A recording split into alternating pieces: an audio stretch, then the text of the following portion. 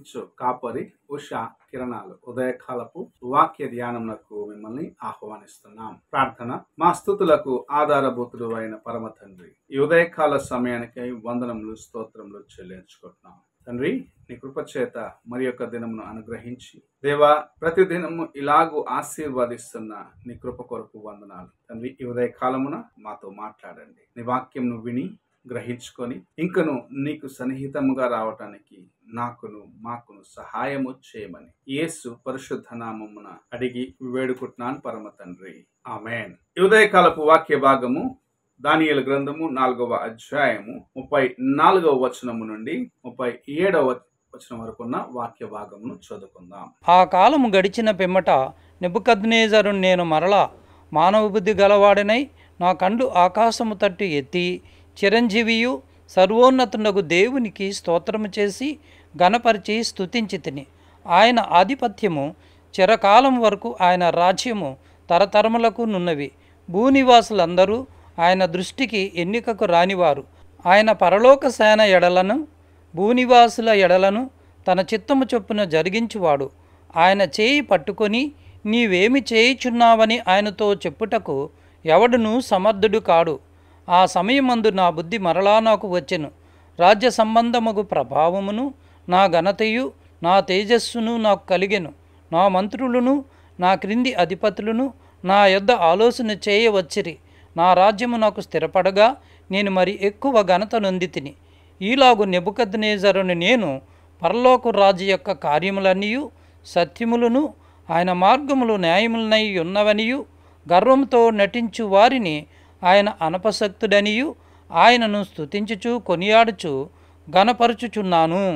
మనము చదివిన వాక్య భాగము రాజైన నెబుకద్నెజరు తాను మరలా తన యొక్క పాత స్థితికి తిరిగి వచ్చినప్పుడు దేవుణ్ణి స్తుతిస్తూ చెప్పిన మాటలుగా ఉండటం మనం చూడగలము. దేవుని యొక్క కార్యములు ఎలాగున్నాయి, ఆయన మన పైన ఎలాగో తన యొక్క కృపను ఉంచి ఉన్నాడు అన్నది ఈ వాక్యము ద్వారాగా మనము తెలుసుకొనగలము. ప్రతి వ్యక్తి యొక్క జీవితము దేవుని యొక్క ఆధీనములో ఉన్నది అన్నది ఈ కార్యముల ద్వారా మనము తేటగా తెలుసుకొనగలము.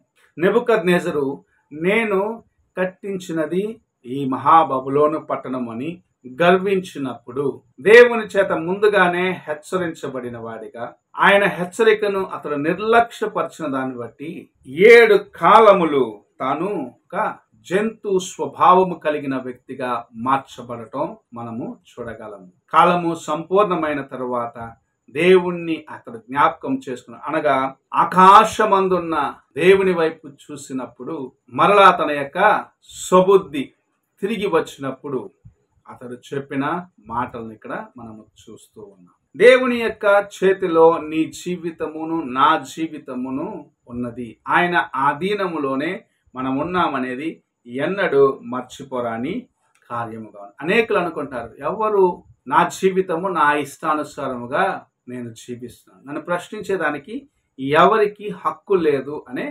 తలంపును అనేక సార్లు కలిగి ఉన్నారు. అయితే ప్రతి వ్యక్తి పైన ప్రభు ఒక ఉద్దేశము కలిగి ఉన్నాడు.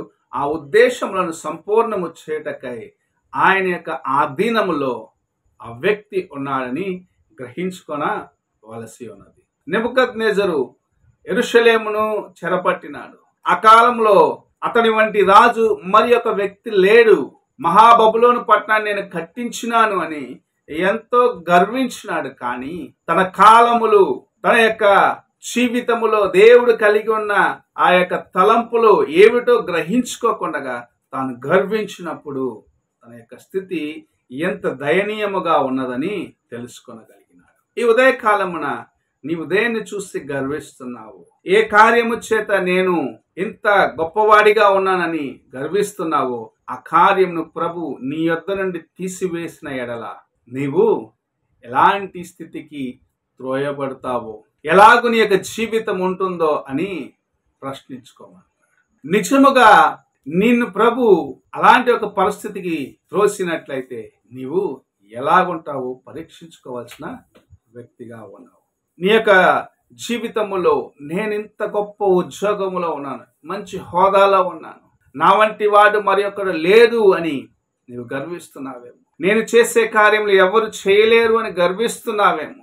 నాకన్నా నేర్పరి అయిన వ్యక్తి దేవుని యొక్క వాక్యం వివరించే దాంట్లో ఎవరు లేదని నీవు గర్విస్తున్నావేమో. ప్రభు నిన్ను ప్రశ్నించినప్పుడు, ప్రభువు నీ వైపు తేరి చూస్తే నీ జీవితము మార్చబడుతుంది. అనగా నీవు దేని గురించి అతిశయించినావో, ఏ కార్యం గురించి ప్రభు నిన్ను పరీక్షిస్తున్నాడో ఆ కార్యంలో దేవుని యొక్క మెట్టుకు నీవు లేకపోతే ఆయన యొక్క ఆధీనంలో ఉన్న నీ జీవితమును మలుచుటకు ఆయన నీ జీవితంలో అనేక కార్యములను మార్చగలడు అని దేవుని యొక్క వాక్యం హెచ్చరిస్తుంది.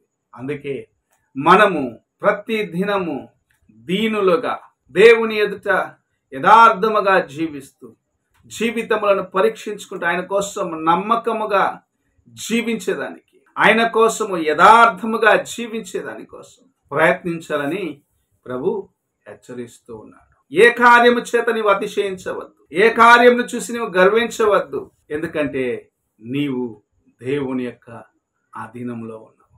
ఆయన నిన్ను హెచ్చించి ఉన్నాడు, ఆయన నిన్ను ఉన్నత స్థితికి లేవనెత్తి ఉన్నాడు అనేది నువ్వెన్నడూ మర్చిపోరావద్దు.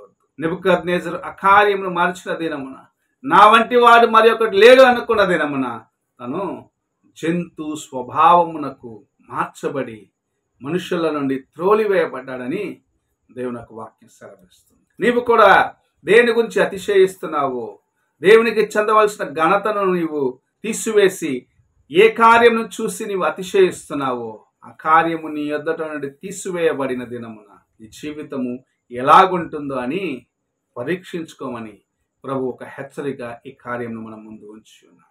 నీవు దేని గురించి అతిశయించినను సరే ప్రభు నీ యొక్క జీవితము పైన తన యొక్క కృపను ఉంచి ఉన్నాడు అనేది జ్ఞాపకం చేసుకో.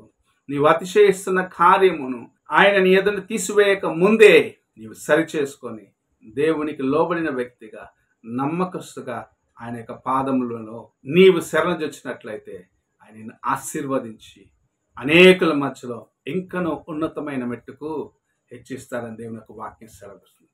ఎలాగున్నావో ఒక్కసారి నీవు పరీక్షించుకో. ప్రార్థన చేసుకుందాం. మా స్తుతులకు ఆధారభూతుడు అయిన పరమ తండ్రి, ఈ ప్రాతః కాలమున నీవు మాకు ఇచ్చిన ఈ కొద్ది హెచ్చరికలను బట్టి స్తోత్రములు చెల్లించుకుంటూ ఏ కార్యమును బట్టి మేము అతిశయిస్తున్నాం అనేది గ్రహించుకొని దేవా అది నీవు మాకు అనుగ్రహించిందని జ్ఞాపకము చేసుకొని మమ్మల్ని మేము తగ్గించుకొని దీనులుగా నీ యొక్క అడుగు జాడలో నడిచే కృపను అనుగ్రహించి ఆశీర్వదించమని యేసు పరిశుద్ధ నామమున అడిగి వేడుకుంటున్నాను పరమ తండ్రి, ఆమేన్. తండ్రి అయిన దేవుని ప్రేమ, కుమారుడైన క్రీస్తు కృప, ఆదరణకర్తైన పరిశుద్ధాత్మిక సహవాసము ఇప్పుడు ఎల్లప్పుడూ తోడై ఉండి సదాకాలము నడిపించును గాక.